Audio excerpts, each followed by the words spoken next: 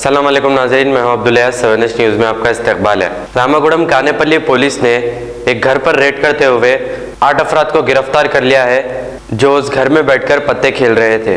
इनके कब्जे से 1,14,390 रुपये नेट कैश जब्त कर लिए हैं। आइए देखते हैं ये रिपोर्ट।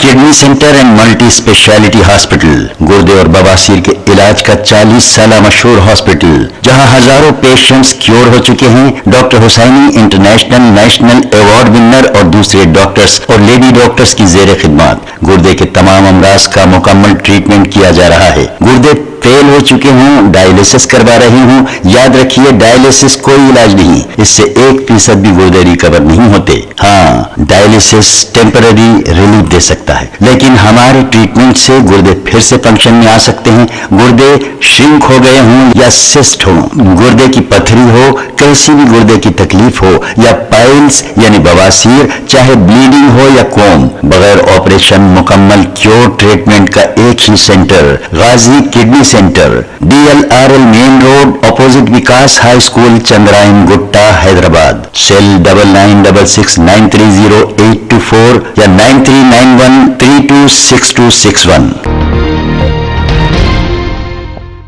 खबर है शहर की।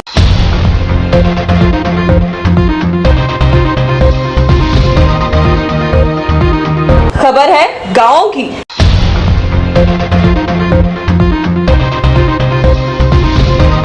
खबर है सारी दुनिया की।